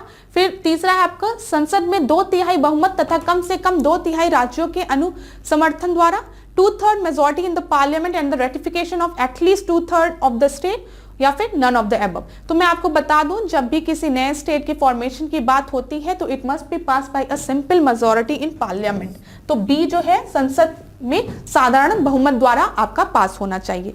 अच्छा, rectification of 2/3 of the state तब जरूरत होता है ना जब फेडरल स्ट्रक्चर के साथ कुछ छेड़खानी की जा रही हो, कुछ फेडरल फीचर्स होते हैं, ठीक है, कॉन्स्टिट्यूशन के, जब उसके साथ कोई भी चेंजेस करने होते हैं तब स्टेट्स के भी रेक्टिफिकेशन की जरूरत होती है। इतनी चीजें क्लियर हो गई। यहां पे देख लीजिए, अनुच्छेद 1 में आर्टिकल 1 में क्या दिया है, संघ का नाम दिया है और राज्य क्षेत्र दिए हैं। अनुच्छेद 2 में क्या दिया गया है, नए राज्यों का प्रवेश या स्थापना की बात की गई है। अनुच्छेद 3 में क्या दिया गया है, नए राज्यों का निर्माण और वर्तमान राज्यों के क्षेत्रों की सीमाओं या नामों में परिवर्तन की बात की गई है। और अनुच्छेद 4 में क्या दिया गया है, अनुच्छेद आर्टिकल में पहली अनुसूची और चौथी अनुसूची के संशोधन तथा अनुपूरक, अनुशांसिक और परिणामणिक विषयों का उपबंध करने के लिए अनुच्छेद 2 और अनुच्छेद 3 के अधीन बनाई गई विधियां। अब देखिए क्लास में आपको बताऊं, यहां पे आप ये 3 आर्टिकल याद रखिएगा। ये तीन जो आर्टिकल है बहुत ही इंपॉर्टेंट है कि कहां पर स्टेट्स की बात की गई है, संघ की बात की गई है आर्टिकल 1 में, ठीक है। अगर हमें नए स्टेट को फॉर्म करना है तो उसकी बात कहां की गई है, या फिर अगर हमें स्टेट्स की बाउंड्रीज को मतलब चेंज करना है, उसके नाम को चेंज करना है, तो वो किस आर्टिकल में दिया गया। तो ये 3 आर्टिकल्स आप जरूर याद रखिएगा, चौथा भूलना चाहे तो भूल सकते हैं। अब 27वां प्रश्न देखिए, निम्नलिखित में से किस एक अधिकार को डॉक्टर बी.आर. अम्बेडकर द्वारा संविधान की आत्मा कहा गया है। बहुत बार ये प्रश्न पूछा गया है क्लास, बहुत बार, ठीक है, पेट क्वेश्चन है। Which one of the following right has been called the soul of the constitution by B R. Ambedkar. पहला आपको फ्रीडम ऑफ रिलीजन दिया है, right to property, right to equality, right to constitutional remedies. तो मैं आपको बता दूं यहाँ पे सही उत्तर आपका क्या है, राइट टू कॉन्स्टिट्यूशनल रेमेडीज। ये प्रश्न का उत्तर कई बच्चों ने सही दिया भी होगा। और ये किस आर्टिकल में आपका दिया गया है बताइए मुझे। अगर हम फंडामेंटल राइट्स की बात करें तो याद रखिएगा 32 में। चलिए अब यहां पर देखिए 28वां प्रश्न देखिए, राष्ट्रपति के द्वारा उच्चतम न्यायालय को न्यायाधीशों की नियुक्ति की जाती है। उच्चतम न्यायालय के न्यायाधीशों की नियुक्ति को नहीं, इसको के करिए, उच्चतम न्यायालय के न्यायाधीशों की नियुक्ति, ठीक है। द जजेस of the supreme court are appointed by the president. कैसे, क्या है, ठीक है, प्रोसेस क्या है। पहला आपको दिया गया राज्यसभा द्वारा अनुमोदन किए जाने पर, on the approval by the Rajya Sabha. दूसरा आपको दिया गया है लोकसभा की सलाह पर, on the advice of the Lok Sabha. तीसरा आपको दिया गया है प्रधानमंत्री की सलाह पर, on the advice of the prime minister. और आखिरी आपको दिया गया उच्चतम न्यायालय के मुख्य न्यायाधीश के परामर्श पर, in the consultation with the chief justice of supreme court.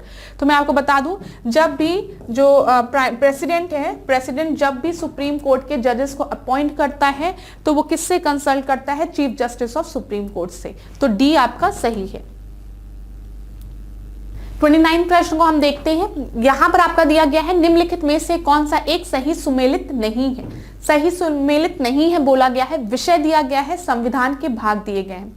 तो सबसे पहले नगर पालिका दिया गया है भाग 9A में, फिर मौलिक कर्तव्य आपके दिए गए हैं भाग 4 क में, मतलब 4th में, और संविधान संशोधन दिया गया 20वें में, और सरकारी समितियां आपको दिया गया है, कोऑपरेटिव सोसाइटी आपको किस में दिया गया है, यहाँ पर लिखा है 16th में। तो मैं आपको बता दूं इनकरेक्ट बोला गया है, इस वजह से आपका क्या हो जाएगा, बी जो है वो सही आंसर है। क्यों बी सही आंसर है क्लास, क्योंकि जो कोऑपरेटिव सोसाइटी है वो 9th बी में है, ठीक है, ना कि 16th में, और सब चीजें यहाँ पर आपको सही दी गई है।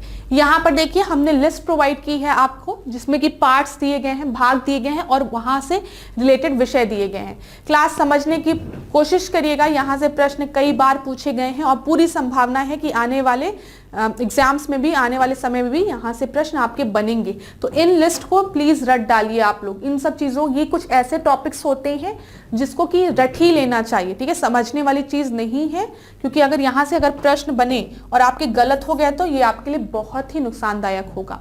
तो आप इसको देखिएगा लिस्ट को, मैं लिस्ट को पढ़ नहीं रही हूँ, बस यहाँ पे देखिए जो 9th है उसमें पंचायत की बात की गई है, 9th A में नगर पालिका की बात की गई है, और 9th B में आपके कोऑपरेटिव सोसाइटी की बात की गई है, ठीक है। 5th में आपके संघ की बात की गई है, दूसरे में सिटीजनशिप की बात की गई है, नागरिकता की बात की गई है, 3rd में मूलभूत अधिकारों की बात की गई है, ठीक है, 4th में आपके डीपीएसपी की बात की गई है, और 4th A में किसकी बात की गई है बताइए, फंडामेंटल ड्यूटीज की बात की गई है। 3rd में याद रखिएगा फंडामेंटल राइट्स की बात की गई है, और भी लिस्ट आगे दी गई है, आप उसको देख लीजिएगा। आप देखिए ऐच्छिक बेरोजगारी के विषय में सत्य कथन बताइए, choose the correct statement about the voluntary unemployment. पहला आपको दिया गया श्रमिक उत्पादन कार्य करना ही नहीं चाहते हैं, ठीक है, workers do not want to do production work. दूसरा आपका दिया गया उन्हें रोजगार प्राप्त करने की इच्छा ही नहीं होती है, they do not wish to get employment. तीसरा दिया गया है वे प्रचलित मजदूरी दर पर काम नहीं करना चाहते हैं, they do not want to work at a prevailing wage rate. और आखिरी आपको दिया गया अपनी दक्षता से अलग प्रकार के श्रम की मांग करते हैं। तो वॉलेंटरी अनएम्प्लॉयमेंट की जब भी हम बात करते हैं तो यहाँ पे आपका सी सही होगा, वे प्रचलित मजदूरी दर पर काम नहीं करना चाहते हैं, they do not want to work at a prevailing wage rate. यहाँ पर देख लीजिए सी आपका सही उत्तर है, ठीक है। अगला प्रश्न अब हम देखते हैं, 31 प्रश्न को देखिए। बिटकॉइंस के संदर्भ में निम्नलिखित कथनों में से कौन से सही हैं आपके, with reference to the bitcoin which of the following statements are correct.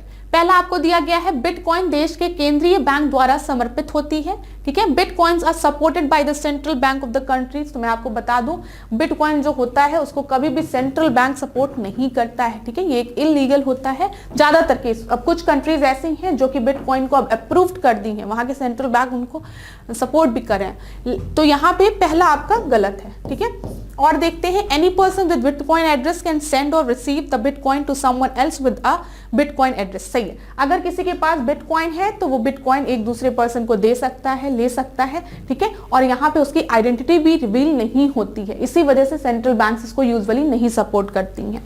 Online payment can be made without knowing the personal identity of a person on either side. एकदम सही है, आप बिटकॉइन की जो ट्रेडिंग करते हो आप करते हो, इसमें आइडेंटिटी रिवील नहीं होती है, ठीक है। तो यहाँ पे आपका सही उत्तर क्या होगा, करेक्ट बोला है, बी हो जाएगा। 2 and 3 is the right answer. चलिए क्लास अब हम 32nd क्वेश्चन को देखते हैं। 32nd क्वेश्चन क्या है, वर्ष 2011 की जनगणना के अंतिम आंकड़ों के अनुसार 2001 से 2011 की अवधि में शहरी जनसंख्याओं की दशकीय वृद्धि दर का अंतर कितने प्रतिशत रहा है। According to the final figure of 2011 census, what is the percentage difference in the decadal growth rate of urban population during 2001 to 2011? मतलब जो अर्बन पॉपुलेशन ग्रोथ हुई है उसका 2001 से 2011 में क्या डिफरेंस है, ये बोला गया। थोड़ा डिफिकल्ट प्रश्न है लेकिन एक अच्छा प्रश्न है। 0.2, 0.3, 0.5, 0.6, यहाँ पे जो सही उत्तर है वो है आपका बी, 0.3 है। अब व्याख्या में हम इसको देख लेते हैं, यहाँ पे देखिए दशकीय जनसंख्या वृद्धि दर, ठीक है, 2011 की आपको इधर लिखा हुआ, इधर 2001 की लिखा हुआ है, ठीक है, और हमने किसकी बात की है, हमने शहरी की बात की है, ठीक है, अर्बन पॉपुलेशन की बात की है। तो यहाँ पर आपका 31.5 था और अभी आपका 31.8 है, तो डिफरेंस निकालेंगे कितना आ जाएगा, 0.3, जो कि आपके प्रश्न में पूछा गया था, ठीक है। अब हम अगले प्रश्न को देखते हैं। चलिए 33rd क्वेश्चन को अब हम देखते हैं। 33rd क्वेश्चन क्या है, निम्नलिखित में से कौन सा कथन सही नहीं है, ठीक है, which of the following is not correct. पहला आपको दिया गया है विकास का सिद्धांत चार्ल्स डार्विन द्वारा प्रतिपादित किया गया था। Theory of evolution was formulated by the Charles Darwin, एकदम सही है, कोई दिक्कत नहीं है इसमें। किसी परमाणु की नाभिक का टूटना संलयन कहलाता है। The break down of nucleus of an atom is called fusion. नहीं, फ्यूजन मतलब जुड़ना होता है, फिजन मतलब टूटना होता है। अगर यहाँ पे फिजन दिया होता तो ये स्टेटमेंट सही रहता। फ्यूजन मतलब जुड़ना, किसी चीज को फ्यूज करना, तो नॉट करेक्ट बोला गया है, इसलिए ये आपका सही होगा। अभी हम थर्ड और फोर्थ भी देख लें। Solid carbon dioxide is regarded as a dry ice, ठीक है। जो ठोस कार्बन डाइऑक्साइड होती है उसको हम सूक्ष्म बर्फ कहते हैं। और आखिरी आपका दिया गया टेलीफोन की खोज ग्राहम बेल ने की थी। The telephone was discovered by the Graham Bell, ये भी एकदम सही स्टेटमेंट है। यहाँ पे आपको मैंने बता दिया break down of nucleus of an atom is regarded as a fusion, नहीं, it is regarded as a fission. समझ में आ गया होगा, ठीक है। इसको हम संलयन नहीं कहते हैं, ये चीज याद रखिएगा। यहाँ पे देख लीजिए क्लास, फिजन इसको क्या कहते हैं हम? नाभिकीय विखंडन बोलते हैं। टूट रहा है ना, टूट रहा है, ब्रेक डाउन हो रहा है तो विखंडन कहते हैं। 34th क्वेश्चन देखिए, निम्नलिखित में से किस बीमारी को चश्मे से नहीं ठीक किया जा सकता? विच of the disease can not be cured by the spectacles? पहला आपको दिया गया है प्रेसबायोपिया, फिर आपको दिया गया हाइपरमेट्रोपिया, फिर आपको दिया गया कैटरैक्ट जिसको कि मोतियाबिंद कहते हैं, फिर आपको दिया गया है निकट दृष्टि दोष मायोपिया। तो मैं आपको बता दूं, जो मोतियाबिंद है ना, मोतियाबिंद का ऑपरेशन इसीलिए कराया जाता है, क्यों? क्योंकि उसको हम स्पेक्टिकल मतलब इसे चश्मे द्वारा उसको सही नहीं किया जा सकता है, ठीक है। तो यहाँ पे थोड़ा सा भी अगर आपको पता भी नहीं होता तब भी आप सही उत्तर लगा सकते थे। सी आपका सही उत्तर है। 35th क्वेश्चन देखिए, 2011 की जनगणना के अनुसार उत्तर प्रदेश का सर्वाधिक साक्षर जिला है, ठीक है, मतलब highest literacy, most literate district कौन सा है उत्तर प्रदेश का, ये बोला गया। लिटरेसी सबसे ज्यादा कहाँ है? पहला गौतम बुद्ध नगर, गाजियाबाद, फिर कानपुर नगर और आखिरी आपको दिया गया है लखनऊ। तो यहाँ पे आपका सही उत्तर क्या है? गौतम बुद्ध नगर, ए जो है वो आपका सही।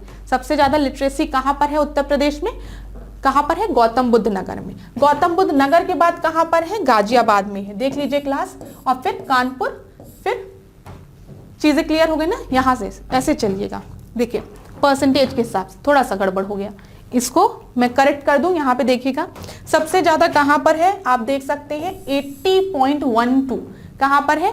गौतम बुद्ध नगर में, ठीक है। उसके बाद 79.65 कानपुर, फिर 78.07 गाजियाबाद। अब याद रखिएगा, जो मैंने पहले 1 2 3 बोल दिया है वो थोड़ा सा गड़बड़ हो गया था, उसको सही कर लीजिएगा, ठीक है, इतना ध्यान दीजिएगा। चलिए 36 प्रश्न को देखते हैं क्लास। 36 प्रश्न को 36 प्रश्न देखिए, भारत में निम्न पर्वत श्रृंखलाओं पर विचार कीजिए, ठीक है। Consider the following mountain range in India and which of the above hills are in the correct order from west to east. तो पहले आपको दिया गया महादेव की पहाड़ियां, सतमाला की पहाड़ियां, फिर कैमूर की पहाड़ियां, फिर रामगढ़ की पहाड़ियां। तो मैं आपको बता दूं, सबसे पहले सतमाला आता है, फिर उसके बाद महादेव, फिर कैमूर, फिर रामगढ़। तो यहां पर आपका बी जो है वो सही उत्तर है। अब इसको मैं आपको यहां पर दिखाती हूं, ये देखिए, ये आपको मैप दिख रहा है। यहां पर मैंने आपको इस रीजन को पहले भी पढ़ाया था और मैंने कहा था, आप याद रखिएगा, कैराकोरम, लद्दाख, जास्कर, ठीक है, सीक्वेंस याद रखिएगा, कैराकोरम, लद्दाख, जास्कर, फिर यहाँ पे आपका नीचे धौलाधर रेंज है और इधर पीर पंजल। याद रखिए class, north to south, south to north, east to west, west to east, इस तरीके के प्रश्न पूछे जाते हैं पेपर में। तो जब हम यहाँ की बात करते हैं, सबसे पहले कैराकोरम, फिर लद्दाख, इधर पीर पंजाल, इधर जास्कर, ठीक है, फिर इधर धौलाधर रेंज दिख रही है जो कि सबसे बाहरी में है, ठीक है। अब हम यहाँ की बात करें तो यहाँ देखिए सबसे पहले विंध्यन रेंज, ठीक है, फिर सतपुरा हो गया, दिख रहा है सतपुरा, इधर आपको कैमूर रेंज दिखेगा, फिर अजंता, ठीक है, ग्वालियर, फिर महादेव, मैकाल, और इधर सतमाला, इधर बालाघाट और इधर हरिश्चंद्र दिखा आपको क्लास यहाँ पर। फिर मैं आपको रिपीट करा दे रही हूं, अगर आपको क्लियरली नहीं दिख रहा है मैप में तो जो मैं बोल रही हूं मेरे बोलने पे ध्यान दीजिए। सबसे पहले यहाँ पे आपको अरावली रेंज दिखेगा, सबसे ऊपर अरावली, याद रखिएगा अरावली। उसके बाद जब आप थोड़ा नीचे आएंगे तो इधर आपको विंध्यन दिखेगा, विंध्यन के नीचे सतपुरा दिखेगा और सतपुरा के नीचे इधर अजंता, ग्वालियर, महादेव, मैकाल, ठीक है। और जब आप सतपुरा और विंध्यन के बीच में ऐसे थोड़ा आगे बढ़ेंगे तो इधर कैमूर रेंज है, ठीक है, और इधर बाला हरीश, इधर नीचे की तरफ बालाघाट हो गया इधर, और इधर हरिश्चंद्र हो गया, ठीक है। इतनी चीज हुई, क्लियर हुई? नहीं याद हुआ कोई बात नहीं, 2-3 बार रिवाइज कराऊंगी, याद हो जाएगा आगे वाले सेशन में। उधर भी मैं बता सकती हूँ, लेकिन मेरा पर्पस बस ये है कि आपको चीजें याद रहे। इधर देखिए बाबा बुदन हिल्स है साउथ की तरफ, इधर नीलगिरी है, इधर अन्नामलाई है, इधर कार्डेमोम है, ठीक है। इधर नल्लामला है, फिर पालकोंडा है, जावेदी है, फिर शेवरॉय है, फिर पालनी है। अब क्लास में आपको ऐसे नल पकड़ जावेद फिर शेव कर, तो ये अगर आपको मन करे तो आप पढ़ सकते हो ऐसे, नल पालकोंडा, ठीक है, नल पकड़ जावेद शेव कर पानी निकाल के। तो ऐसे आप एक इमेज बना सकते हो अपने माइंड में कि जावेद है, ठीक है, तो पहले नल पकड़, ठीक है, नल पकड़ जावेद फिर शेव कर और पानी निकाल, ऐसे करके। तो नल्लामला, फिर इधर आपका हो गया पालकोंडा, जावेदी, शेवरॉय, पालनी। तो ऐसे करके आपको सीक्वेंस याद रहेगा, अगर आप चाहें तो आप याद कर सकते हैं। चलिए, वहां पे उत्तर बी था, हमने डिस्कस कर लिया। 37 क्वेश्चन को देखिए। उद्देशिका भारत को एक संप्रभु राज्य घोषित करती है, इसका आशय है, ठीक है। The preamble declared India to be a sovereign state, what does it mean? Sovereignty की जब हम बात करते हैं, सॉवरेन स्टेट की हम बात करते हैं, तो उसका क्या अभिप्राय है, ये पूछा गया है। भारत पर किसी अन्य शक्ति का अधिकार नहीं है तथा यह अपने मामलों के लिए निस्तांतरण करने हेतु स्वतंत्र है। India does not come under any other external power and is free to resolve its affair.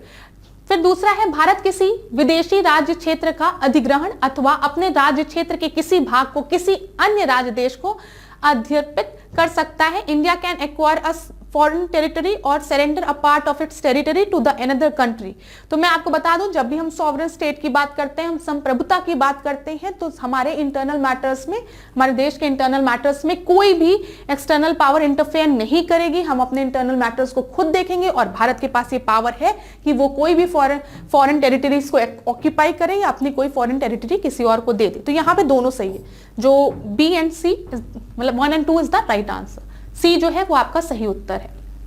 चलिए, व्याख्या आप लोग पढ़ लीजिएगा। 38 देखते हैं। निम्नलिखित में से किस कथन में अपचय शब्द का सर्वोत्तम वर्णन हुआ है? यहाँ पे कैटाबॉलिज्म की बात की गई है और पूछा गया है, जो स्टेटमेंट्स दिए गए हैं इसमें कैटाबॉलिज्म को सबसे अच्छे से कहां पे डिस्क्राइब किया गया है? पहला, जीवित जीवों में जटिल अणुओं का टूटना ऊर्जा की रिहाई के साथ साथ सरल बनाने के लिए the break down of the complex molecule in the living organism to form simpler ones together with the release of the energy, ठीक है। फिर दूसरा आपका दिया गया, या लार्वा का पूर्ण विकसित कीड़ों में रूपांतरण, it is the transformation of larva into the fully developed insect. तीसरा आपका दिया, या अपनी ही प्रजाति के किसी दूसरे जीव को भोजन के रूप में ग्रहण करने की क्रिया, it is the act of taking another organism of its own species as a food. और आखिरी आपका दिया गया, या जीवित प्राणियों में वसा संचय की प्रक्रिया, it is a process of fat accumulation in the living species, living beings. तो मैं आपको बता दूं, कैटाबॉलिज्म की जब भी हम बात करते हैं ना, कैटाबॉलिज्म एक ऐसा प्रोसेस होता है जिसमें कि ब्रेक डाउन होता है, ठीक है, टूटना होता है, ठीक है। तो यहाँ पे क्या ब्रेक डाउन होता है? जो कॉम्प्लेक्स मॉलिक्यूल होते हैं लिविंग ऑर्गेनिज्म में, वो सिंपल वंस में टूटते हैं, और जब वो टूटते हैं तो उस समय एनर्जी भी रिलीज होती है। ये पूरा आपका स्टेटमेंट है, this is a definition of catabolism, ठीक है, कि the break down of the complex molecule, जो कॉम्प्लेक्स मॉलिक्यूल है वो आपके सिंपल मॉलिक्यूल्स में उनका ब्रेक डाउन होता है, और जब ब्रेक डाउन होता है तो उस समय एनर्जी रिलीज होती है। ये एक ऐसा प्रोसेस होता है। ये आपका सही उत्तर है। चलिए, 39 प्रश्न को देखते हैं। United Nation convention to combat the desertification के संदर्भ में निम्नलिखित कथनों पर विचार कीजिए। तो पहला स्टेटमेंट आपको दिया गया है, यह पर्यावरण और विकास को स्थायी भूमि प्रबंधन से जोड़ने वाला एकमात्र कानूनी रूप से बाध्यकारी अंतर्राष्ट्रीय समझौता है। It is the only international agreement, legally binding international agreement which link environment and development to the sustainable land management, ठीक है। यहाँ पे आपका United Nation convention to combat desertification की बात की गई है, तो it is related to the land management, कोई दिक्कत नहीं है इसमें। या रियो सम्मेलन के एजेंडा 21 की प्रत्यक्ष अनुशंसा से उपजा है, ठीक है। It originate from the direct recommendation of agenda 1 of Rio conference. तो ये दोनों स्टेटमेंट सही है, ठीक है। यहाँ पे आपका सही उत्तर क्या है? सी है। थोड़ा सा डिफिकल्ट प्रश्न है लेकिन बहुत ही आसान प्रश्न है, मैं आपको थोड़ा सा बता दूं। यहाँ पर जब हम बात करते हैं संयुक्त राष्ट्र के 3 प्रमुख कन्वेंशंस की, तो यहाँ पे आप याद रखिएगा सबसे पहले यूएनएफसीसी की बात हम करते हैं। जो यूएनएफसीसी है ना, ये क्लाइमेट चेंज से रिलेटेड है। इसका फुल फॉर्म क्या होता है? United nation framework convention on climate change. ठीक है, यहाँ पे ग्लोबल वार्मिंग, इन सब चीजों को, कार्बन फुटप्रिंट, ये सब चीजों को ध्यान में दिया जाता है। फिर हम बात करते हैं यूएनसीसीडी, तो ये भी क्या है? United Nation convention to combat desertification. ठीक है, यहाँ पे सीडी मतलब डेजर्टिफिकेशन, सीबीडी मतलब क्या है? Convention on biological diversity, convention on biological diversity. जो रियो अर्थ समिट हुआ था 1992 में ना, उसमें एजेंडा 1 की भी बात की गई थी। ठीक है, एजेंडा 21 की बात, और वहीं पर आपकी इनकी भी बात की गई थी, जो कि प्रश्न में आपके लिखा हुआ है। इतनी चीजें समझ में आई होगी थोड़ा बहुत। अब आज की क्लास का आखिरी प्रश्न देखिए, निम्नलिखित कथनों पर विचार कीजिए। Coal gas methane, carbon monoxide और हाइड्रोजन का मिश्रण होती है। Coal gas is a mixture of methane, carbon monoxide and hydrogen. और आखिरी आपका दिया गया, कोक कोयले से उत्पन्न उत्पाद है जिसका दहन धुआं रहित होता है। Coke is a product produce from the coal whose combustion is smokeless. तो यहाँ पर जो दोनों स्टेटमेंट्स आपके दिए गए हैं वो बिल्कुल सही है, और सही उत्तर आपका क्या है?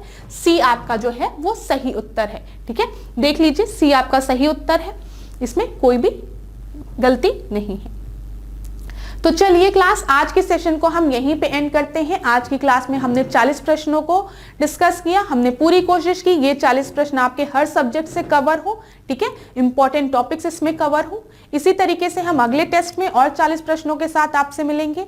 अगर आपको किसी भी तरीके का इंपॉर्टेंट सजेशन देना है टेस्ट सीरीज से रिलेटेड, तो आप मुझे कमेंट में दे सकते हैं। ठीक है, और अगर मुझे लगेगा कि हाँ हमें इस चीज को इंक्लूड करना है, तो हम अगले टेस्ट में उसको जरूर इंक्लूड करेंगे। तो धन्यवाद। इसी तरीके से डिकोड एग्जाम के साथ बने रहिए। धन्यवाद।